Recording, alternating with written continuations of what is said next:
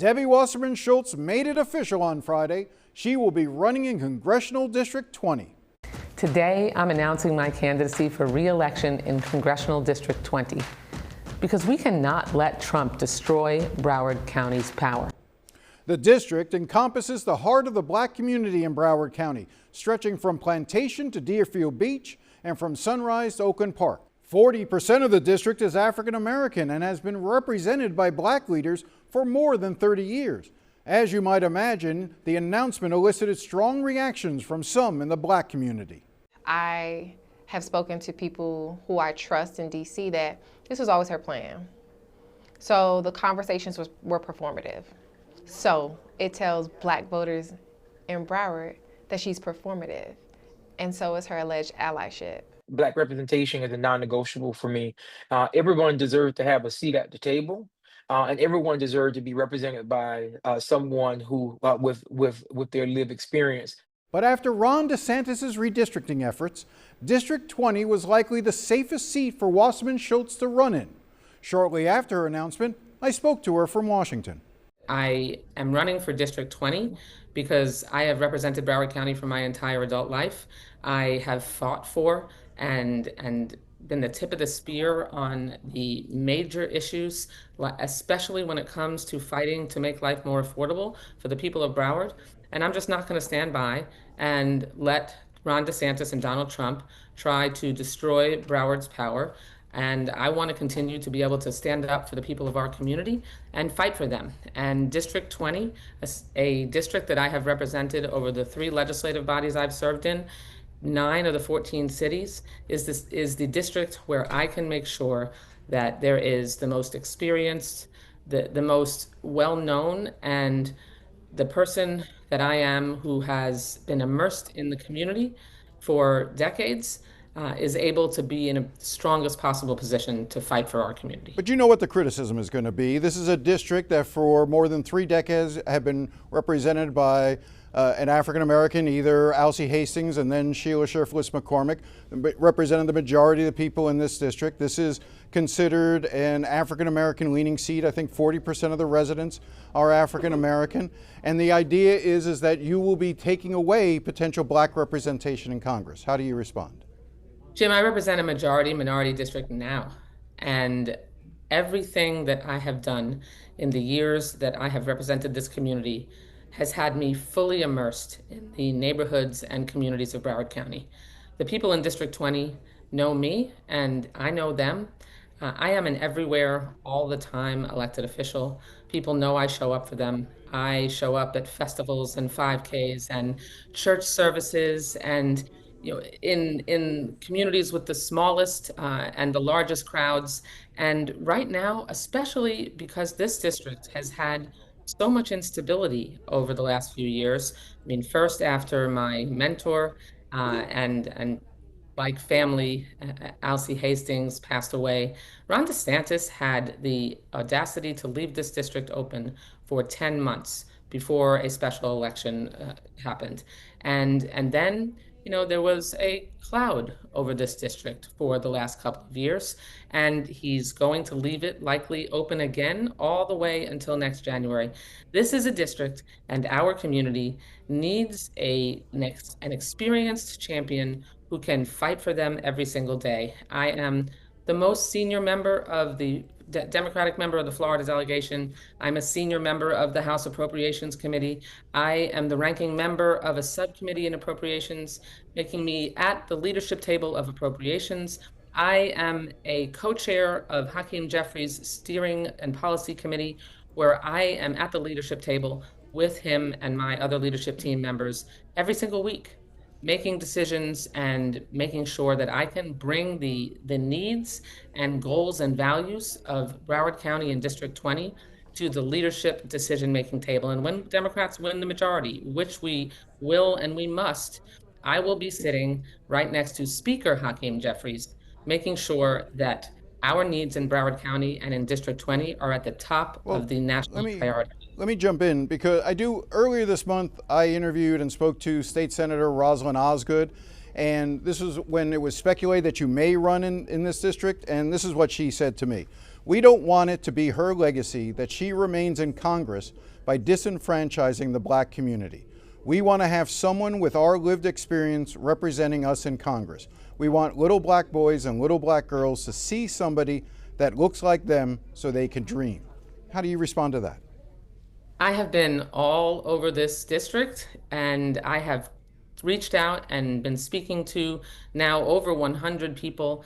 I've been out in the community, and the feedback that I'm getting is that first, the people in this district know me. They know I'm a fighter, and they know what my experience is, and they know that what they've been through in the last few years. They have told me we can't afford to have a beginner, just start out in the United States Congress. We have to have somebody who we know, who has already been fighting for us, and who can make sure that they can continue to bring home results. I have spent years, decades, getting to know and working with people in the Black community. They know and trust me, and that's the feedback that I've been getting all in the last few weeks since this illegal redistricting. This does come at a time when, because of the Supreme Court decision in Calais, that you're seeing southern states move quickly to try to chop up and eliminate Democratic seats, many of them held by African Americans. It's likely that the Congressional Black Caucus, the numbers in the Congressional Black Caucus, are going to be much smaller in the next Congress, regardless of what Democratic wins there are. So I'm curious if in the course of doing these deliberations about this, if you had conversations with Hakeem Jeffries, with members of the Congressional Black Caucus, and what they told you about the prospect of you going into a seat that has traditionally, for the last 3 decades, been held by an African American. Yes, I have. I am very close with my CBC colleagues, and obviously close with Leader Jeffries as a member of his leadership team. And we all know, and we're all outraged. This is a very sensitive time. This is a very difficult, outrageous time. The decision made by the Supreme Court in the Calais decision, it really was unacceptable. And when Democrats win the majority, we're going to pass legislation to ensure that we can have, we can prohibit mid-decade redistricting so that we can ensure that we have fair redistricting that people can count on, and that people's voices are not intentionally silenced as Republicans have done here. But did anyone in the Congressional Black Caucus I'm say to you not to run? No, none of them asked me not to run. What the leadership, what Hakeem Jeffries and my CBC colleagues told me is that they know I know our community, and Leader Jeffries trusts Democrats to be able to know our communities well enough to have reached out, done the important outreach necessary to be able to make the decisions that we need to be able to make on how we can most effectively represent our community. I do want to move on to some other issues, but a last question on this with regard to the decision in 20. Again, I go back to the statement that Rosalind Osgood and others have made that really the only way that someone can truly represent the African American community in needs is someone who has their shared lived experience. Obviously, you do not have their shared lived experience. How will you be able to try to convince them that that's not an issue for you going forward? Because I have been in the community, for decades already. I show up and I make sure that the representation that I provide is one that is not token, it's not surface level. It is deep and immersive. And in the conversations that I've had, which I made sure that I had all across this district before I made a final decision, the feedback that I've been getting is that they know me, they support me, they know for sure that they don't want to start with a beginner who would be just trying to staff up and figure out, just the basics of, what their job is. When I have been there, I'm a senior member of the United States Congress, and I know how to get things done across the aisle, as well as, and especially when it comes to making sure that we can bring resources home. But the people in this district have given me strong feedback that they want an experienced friend who has been there for them over and over, and they want me in there fighting for them, and that's exactly what I plan to do. Let me ask you about the fund that Trump and and Acting Attorney General Todd Blanche created to compensate individuals who believe they were politically persecuted, about $1.8 billion. What's your reaction to this?